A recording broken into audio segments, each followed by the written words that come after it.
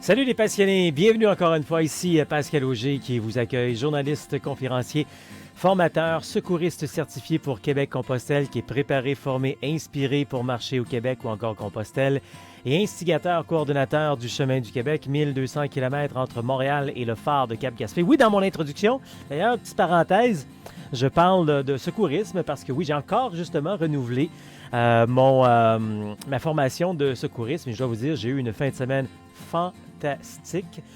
Si jamais vous avez besoin d'une formation de secourisme, ça me fait tellement plaisir. Je retiens absolument rien là-dessus. Là. J'ai pas de part dans cette patente-là. Là. Mais Claude Séguin, bonhomme fantastique pour le secourisme au Québec. Il est sur la rive sud de Montréal.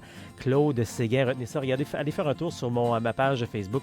Vous allez me voir en photo avec lui. Vraiment, là, une belle fin de semaine de formation pour rafraîchir. Puis en 3 ans, là, il y a des choses qui évoluent. Hein? Remarquez que c'est toujours la même chose. Hein? On veut sauver des vies finalement ou encore on veut aider quelqu'un qui est en situation désagréable, mettons. Donc, l'essentiel demeure là, mais il y a toutes sortes de particularités qui changent. Alors, une belle formation là-dessus. Bien, bienvenue! Bienvenue à notre rando rencontre avec notre invité aujourd'hui, Pierre-Marie Frémont. Pierre-Marie, il a fait différents chemins de Compostelle, mais il est sorti des sentiers battus. Hein, je vous en partage souvent que Compostelle, c'est pas un chemin, c'est les chemins. Il y a 4, 5 grands chemins, 3 en particulier, plus connus, 5 assez connus. Puis après ça, il y en a plein d'autres. Puis il y en a qui se promènent dans ces chemins-là, qui veulent vivre d'autres aventures un petit peu plus solitaires et tout. Donc, on va parler avec Pierre-Marie dans les prochaines secondes là-dessus. Bienvenue à votre rando-rencontre qui est diffusée en direct les lundis à compter de 12h15 sur Facebook, sur le profil Pascal Auger, en rediffusion sur Facebook également ou encore sur la chaîne YouTube de Québec-Compostelle et puis à la radio également. CKVL dans le Grand Sud-Ouest de Montréal, CILE Havre-Saint-Pierre, CKCJ Lebel-sur-Quévillon, CJTB Tête à la Baleine et de façon planétaire avec la radio, la web radio qui s'appelle Allô la planète à partir de France. On échange sur la randonnée. On partage donc de l'information, de la préparation. Et justement, c'est ce que j'ai fait entre autres cette semaine. Je ne sais pas si vous avez vu mes quelques minutes. Hein. Chaque semaine, je fais un petit bout sur Internet pour vous parler d'un sujet en particulier de quelques minutes. Et cette semaine, je faisais le parallèle avec ce qu'on connaît souvent au Québec, surtout l'hiver, les tempêtes ou le bonheur. Vous, là, quand vous voyez une bonne bordée de neige là, tomber, là, est-ce que c'est la tempête, la catastrophe, ou c'est comme c'est beau, c'est le fun, c'est fantastique? On va peut-être pas se garrocher là-dedans en voiture, c'est pas ça que je dis, mais tu sais, juste voir la neige tomber, surtout si on habite en campagne, même en ville, même on peut sortir prendre une petite marche à travers la dite tempête. Moi, j'aime mieux appeler ça une bordelle. Bordée de neige, pardon pour le lapsus. Il y en a qui trouvent que c'est le bordel, effectivement, la neige. Mais bon, il y a vraiment 2 façons de voir les choses. C'est comme n'importe quel projet dans notre vie. Trop souvent, on voit les projets comme étant la fin du monde, alors que c'est un beau cadeau qu'on se fait, comme la rando dans le fond. Et je donnais 3 exemples très concrets, 3 choses à se méfier, 3 trucs pour réussir son expérience de rando qui peuvent s'appliquer à plein d'autres affaires dans la vie. Numéro 3, je disais entre autres de bien se préparer, comme n'importe quel, même si vous partez en entreprise, ça prend un plan d'affaires, même chose. Alors vous êtes ici, vous vous préparez peut-être pour la rando, on donne plein d'autres formations, donc ça c'est très important. Numéro 2, je disais également d'arrêter d'avoir peur. Peur d'avoir peur. Tu sais, il y a des fois on a tellement peur de n'importe quoi, de rien. Donc, ça m'amène au point numéro 1. Je disais, fais-toi confiance. Surtout si c'est pour ce genre de rando, d'activité que tu veux faire. Il y a des millions de gens qui l'ont fait depuis des années. Alors, tu es capable de le faire. Alors, voilà quelques trucs de motivation que je partageais cette semaine. Donc, à ce rando rencontre, on partage justement de l'information sur les circuits québécois, sur Compostelle en Europe, le chemin du Québec également de 1200 km entre Montréal et le phare de Cap-Gaspé. Et en tout temps, on répond à vos questions via québeccompostelle.com. Il a fait plusieurs chemins un peu moins connus, donc on va démystifier ça un peu. Souvent, j'en parle, hein, que Compostelle, c'est pas un chemin, on ne doit pas dire le chemin de Compostelle, mais les chemins de Compostelle. On va en parler donc avec Pierre. Bonjour Pierre. Oui, alors c'est Pierre-Marie en réalité. Hein. Pierre-Marie. Voilà. Bien, c'est bien de le préciser. Pierre-Marie qui est de Nantes, en tout cas c'est là qu'on le rejoint présentement. On aime bien découvrir qui sont ces passionnés marcheurs, etc., d'où ils viennent. Ça vient d'où cette passion-là? Et surtout, qui est Pierre? C'est quoi sa biographie? D'accord. Alors, j'habite près de Nantes, hein. J'habite exactement à Nord-sur-Erdre, hein, donc une petite commune hein, de 10 000 habitants. Donc voilà. Donc je suis retraité. Alors, petit instant, parce que là j'ai le Retrait- calendrier. Il Retraité est de quel domaine, 17h03. Pierre-Marie? Pardon. Retraité de quel domaine? Dans quel domaine je travaillais? Oui. J'ai travaillé, j'ai fait toute ma carrière dans la banque, hein, dans le Crédit Mutuel, hein, donc OK. l'équivalent des banques Desjardins au Québec, OK. l'équivalent des caisses Desjardins, hein, c'est ça. Oui. Hein. Et donc j'ai fait toute ma carrière dans la banque et l'assurance.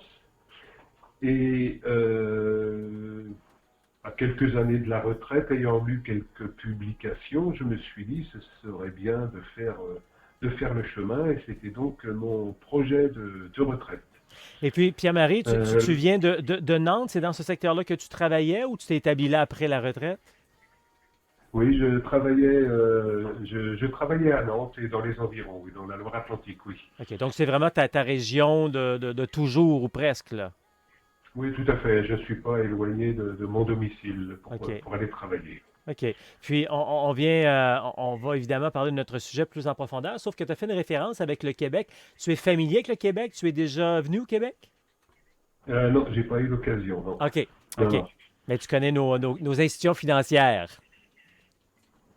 Je connais les gestions financières, non, pas vraiment. Ouais, Non, mais tu euh, connais les institutions financières pour avoir comparé ce que tu faisais avec les caisses des jardins. oui, voilà, c'est-à-dire que j'ai travaillé au Crédit Mutuel, qui est, comment dire, une banque coopérative. OK, d'accord. Voilà. Mais parlons-en de ces chemins que tu as commencé en 2013, à l'année de la Oui. retraite. Ça faisait déjà un petit bout de temps avant que tu connaissais Compostelle. C'est venu comment, Compostelle, dans ta vie? Bon, ben, en lisant des publications, tout simplement, en me renseignant, en rencontrant aussi des gens qui l'avaient fait. Hein. C'est un copain notamment qui avait fait le chemin. Donc j'étais allé le voir et puis je lui avais demandé comment c'était. Et puis en lisant des livres, on s'aperçoit que finalement c'est quelque chose qui est possible. Hein. C'est pas un exploit de faire le chemin de Compostelle. Bon, bah, il faut être en bonne santé pour marcher 20-25 km par jour, un petit peu plus. Hein. Et puis bon, de toute façon, chacun fait la distance qu'il peut faire en fonction de ses possibilités physiques, ses capacités physiques.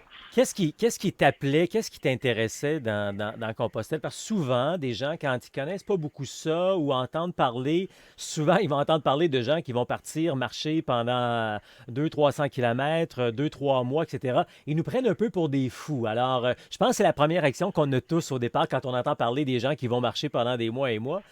Et toi, qu'est-ce qui t'a amené à ce goût, ce besoin, cet appel de Compostelle? En fait,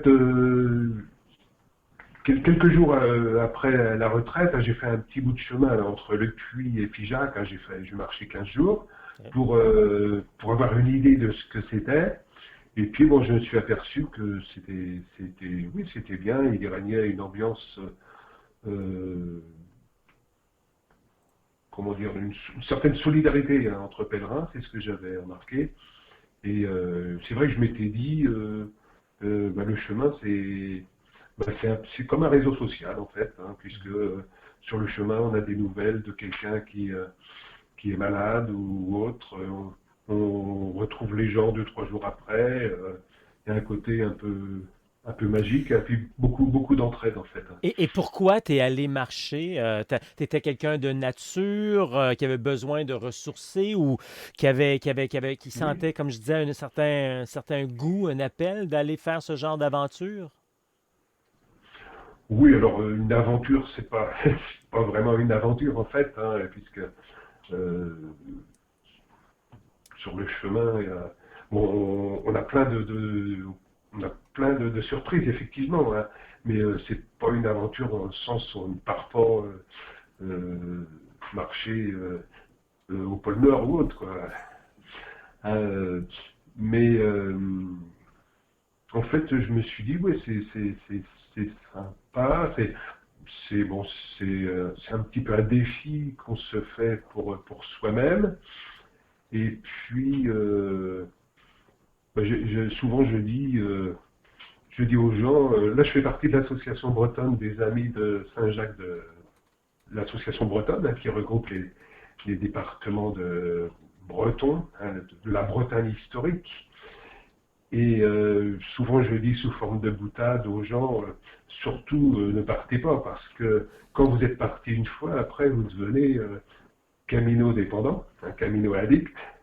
Hein, donc je dis aux gens, réfléchissez bien avant de partir. Quelle belle citation, j'adore ça, c'est tellement, tellement vrai.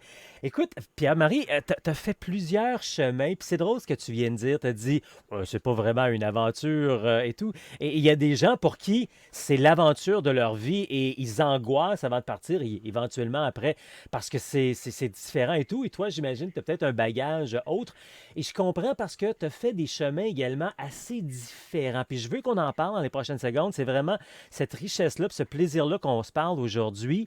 Mais avant, comme la majorité des gens, tu as connu un chemin plus fréquenté, donc qui t'a peut-être apaisé tout, mais tu es parti de chez toi, comme l'avantage que vous avez, les Européens, les Français, ça c'est Oui, magnifique. Tu es parti chez toi, tu as embrassé tout le monde et tu es parti de Nantes.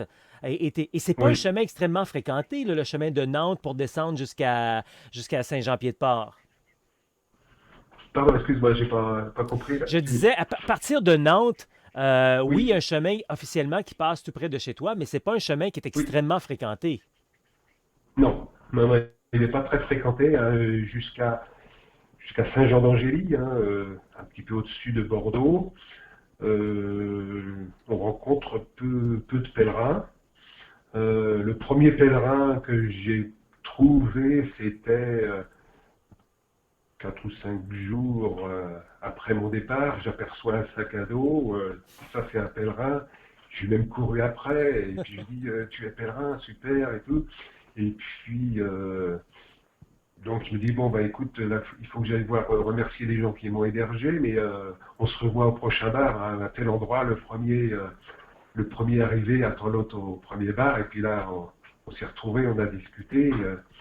Euh, alors, moi, personnellement, c'est vrai que c'est bien de voyager tout seul, mais rencontrer d'autres pèlerins, c'est bien aussi, ne serait-ce que bon, bah, le soir, discuter ensemble, se faire à manger ensemble, se faire des repas de pèlerins, quoi. Et quand tu es parti de Nantes jusqu'à Saint-Jean-Pied-de-Port, parce qu'ensuite tu as fait le Camino Frances, donc ce Oui, tronçon-là est plus tranquille. Tu as vu quelques marcheurs, pèlerins, oui. mais après, rendu à Saint-Jean-Pied-de-Port, tu as vu plus de gens. Comment tu as vécu cette transition? Alors, en fait, arrivé à Saint-Jean-d'Angély, hein, donc là, la jonction des chemins bretons avec la voie de Tours, arrivé à Saint-Jean-d'Angély, dans mon champ de vision, je voyais plus de pèlerins que j'en avais vu 15 jours avant, quoi. Ouais. Et donc, après, bon, bah, après, on retrouve plein de pèlerins, et puis bah, souvent on marche à la même vitesse, donc on se revoit. Même si on marche pas ensemble dans la journée, on peut se retrouver le soir dans les hébergements, hein. Et d'ailleurs, mon projet initial était de faire le Camino del Nord, et j'en avais parlé à un jeune pèlerin. J'ai dit, le Camino del Nord, c'est bien. Et lui avait l'intention de faire le Camino Frances. Et quand je lui ai dit que je voulais faire le Camino del Nord, il m'a dit, ah, c'est intéressant, je vais faire le Camino del Nord. Donc, au final, ce pèlerin, j'ai oublié le prénom, euh, a fait le Camino del Nord. Et puis moi, j'ai fait l'inverse de mon projet, j'ai fait le Camino Frances. Voilà, OK. pour la petite histoire. Et donc, comme je disais, oui, donc j'ai fait une pause de 2 mois à Bordeaux, à Gradignan exactement. Je me suis arrêté, je suis rentré à la maison, et 2 mois après, je suis reparti. Et arrivé à Bordeaux, je trouve un pèlerin dans le gîte, lui qui venait de la région parisienne, et on a marché ensemble On a marché ensemble, on a marché en même temps, jusqu'à Santiago. On s'est retrouvés à Santiago. Euh, on, on a marché ensemble sur tout le Camino français. Voilà. OK. On n'allait marcher pas pour les mêmes raisons. D'ailleurs, au départ, lui m'a dit, toi, t'es pas un pèlerin, t'es un touriste, parce que, bon, j'aime bien faire des photos. J'avais mon icône devant moi. J'avais mon appareil photo, mon icône. Il m'a dit, toi, t'es un touriste. Voilà. Et OK. puis finalement, on s'est très bien entendu. Euh, et puis bon, on communique de temps en temps ensemble. OK. Voilà. Parlons-en. Donc, tu as fait ce bout-là jusqu'au Camino Frances. Le Camino Frances, bon, est passablement connu et fréquenté. Je voulais surtout, on en profite ensemble pour parler des autres chemins que tu as fait parce que tu as fait plusieurs chemins qui sont moins fréquentés, Oui. entre autres quelle année, je pense que c'est en 2019, peut-être que tu viens de terminer. Celui-là, la Via des Plata. Non, c'est en 2018, la Via des Plata. Alors, en 2018, j'ai fait la Via de la Plata à partir de Séville jusqu'à Salamanque. Et en 2019, l'année dernière, donc, je suis reparti de Salamanque. Donc, à chaque fois 3 semaines environ, hein. Et donc, j'ai rejoint Santiago en prenant le Camino Torres, T-O-2-R, accent grave S, hein, donc qui traverse le nord du Portugal, hein, donc un peu en diagonale, hein, on passe la frontière du côté de Ciudad Rodrigo, et donc on rattrape le Camino portugais à Ponte de Lima. Et OK. donc là c'est de la montagne, c'est très beau, hein, c'est un peu physique. Commençons avec la Il y a Via des pas... Plata à partir de Séville, Pierre-Marie. À quelle période de l'année, tout d'abord? Alors la Via de la Plata, je l'ai faite en septembre OK. 2018. Il a fait exceptionnellement chaud cette année-là. Oui. Il faisait des 37 degrés. J'ai Et- un peu souffert de la chaleur. Il fallait partir très tôt le matin. Alors évidemment, sur le moment, on se dit, mais qu'est-ce que je suis en train de faire là? Et puis après, ben, avec du recul, ben, ça reste toujours d'excellents souvenirs, toujours d'excellentes rencontres. La Via des Plata, on entend beaucoup parler de sa chaleur, effectivement. Donc, Oui. le meilleur moment, dans le fond, pour faire la Via des Plata, est-ce que ça serait pas à l'automne, hiver, printemps, ou est-ce que là, on va avoir un problème d'hébergement? Je pense pas qu'il y ait de problème d'hébergement. Non, OK. Disons que moi, j'avais pas forcément choisi la mauvaise période, mais il a fait chaud plus longtemps que d'habitude. OK. Euh, mais bon, si j'avais pu prévoir qu'il aurait fait aussi chaud, je serais parti un peu plus tard, quoi. Parce que c'est un chemin Mais qu'on pourrait faire plus tard en automne, hiver et printemps également, là. Ça se fait bien, il fait pas très froid, là. alors oui, certainement, hein, pour un Québécois, c'est certainement impossible en hiver, hein, puisque l'hiver andalou, euh, c'est c'est peut-être le printemps au Québec, hein. Euh, Oui, oui, oui, exactement. certainement, hein. Euh, bon, il faut peut-être prévoir des vêtements chauds, mais pas des vêtements pour marcher dans la haute montagne, quoi. Ouais. Oui, c'est certainement possible, hein. C'est- Ça, il faudrait demander à quelqu'un qui l'a fait en OK. hiver. Puis, à cette période, donc, Et, parlons-en pour les gens qui pourraient être intéressés par la Via des Plata. On entend quand même parler, c'est pas un des chemins les plus fréquentés, mais quand même un chemin qu'on entend parler. La Via des Plata, bon, on vient de le dire, il faut, tout dépendant de la période qu'on y va, il faut faire attention à la chaleur, surtout quand on y va à une période, bon, comme ça. On dit également que les étapes sont plus longues et donc que les oui. hébergements sont un petit peu plus loin. Donc, il faut être prêt à marcher plus longtemps dans la chaleur. Donc, il faut être à un autre niveau là, de marcheur physique, hein? Alors, sur la Via de la Plata, il y a une étape notamment qui est plus longue, où il y a juste un point d'eau au milieu de cette étape. Donc, c'est vrai qu'il faut partir avec de l'eau sur soi, euh, surtout quand il fait 37 degrés. Bon, c'est une étape de 30, 37 km OK. à peu près. J'ai pas, oui, quelque chose comme ça. Euh, alors, là, en fait, j'étais pas tout seul. Le premier jour là, de la Via de la Plata, je trouve une pèlerine en fait, hein. Donc c'est vrai que sur cette fameuse étape là où il faisait très chaud, savoir que, comme moi, comme pour elle d'ailleurs, savoir que quelqu'un d'autre marche avec toi, Mhm. bon, ça te rassure parce que s'il arrive n'importe quoi, euh, bon, la personne va Ouais, pouvoir faire quelque chose, t'aider. Bon, ouais. ça s'est très bien passé. Donc voilà. Et puis, un autre chemin, avant qu'on se quitte, le temps passe très rapidement. Un autre chemin que tu as fait, je recule un petit peu dans le temps, le Primitivo. Oui, Pour les gens, là, pour un peu les situer, c'est un chemin qui va partir du Del Norte, qui va se rendre vers Santiago pour se rendre donc sur le Camino Frances. oui. Quelle a été ton expérience sur ce chemin? Officiellement, le Primitivo est combien de kilomètres? Le Primitivo, il fait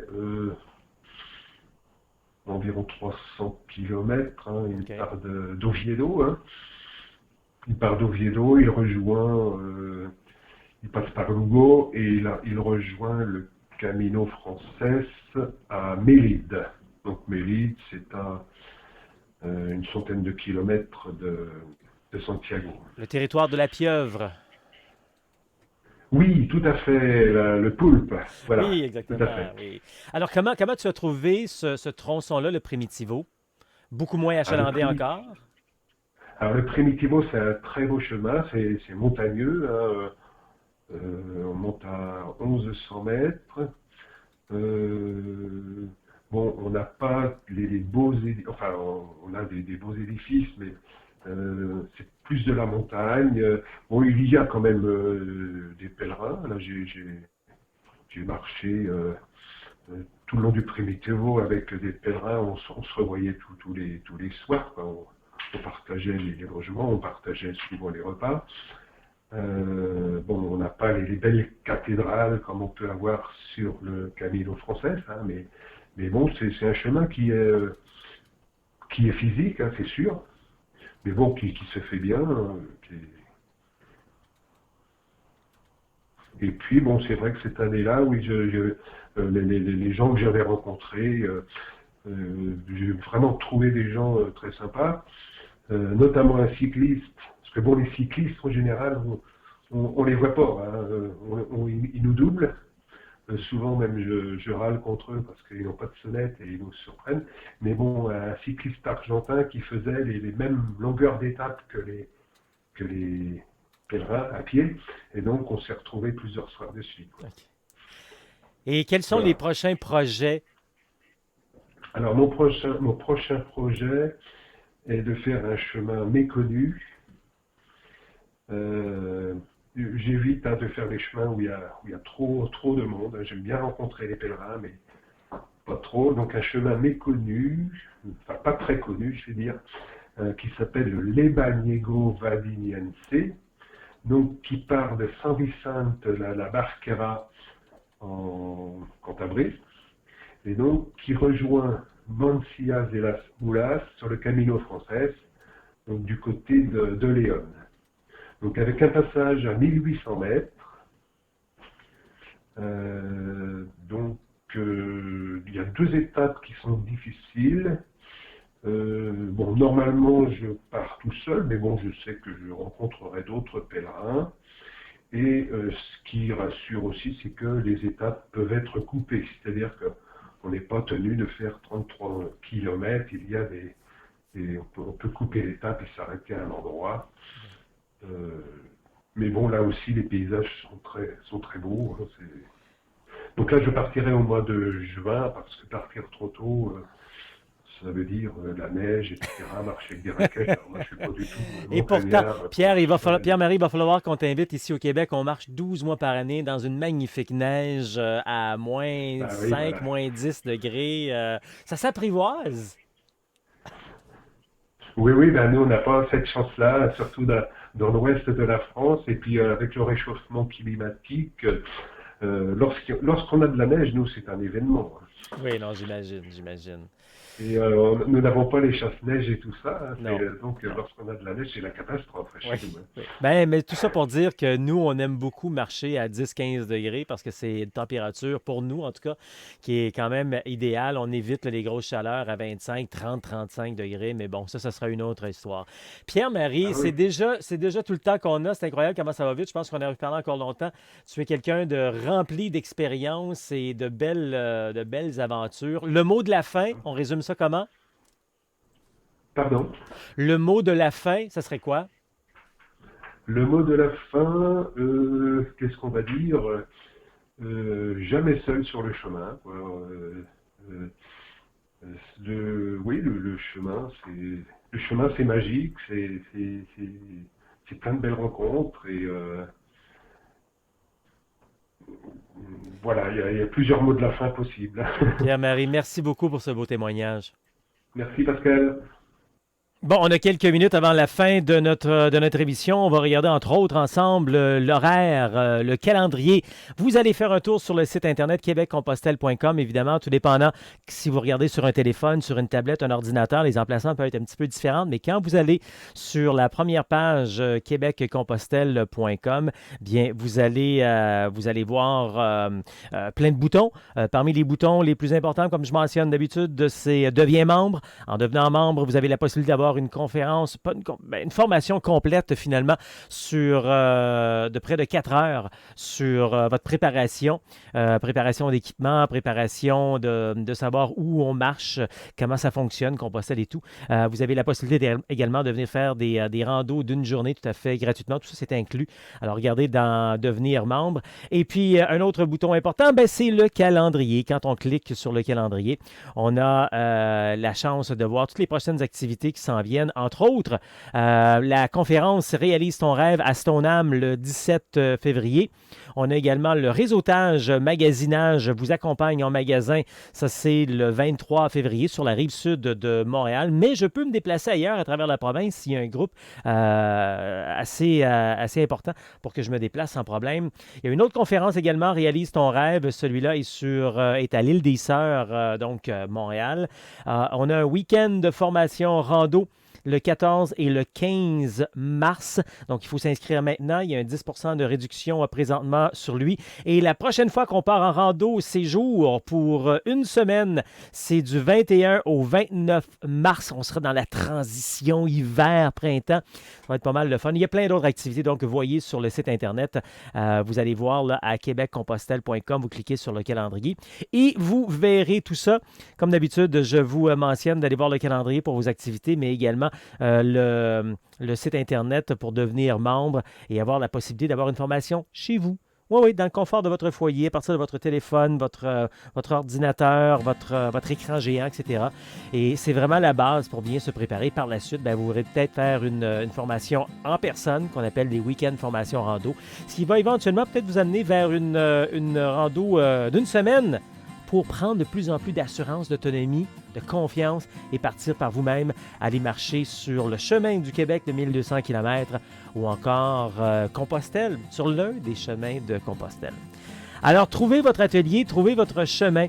Voyez donc tous les détails sur québeccompostelle.com. On est également sur Facebook et Instagram, mais aussi sur la chaîne YouTube. Québec-Compostelle, ça marche!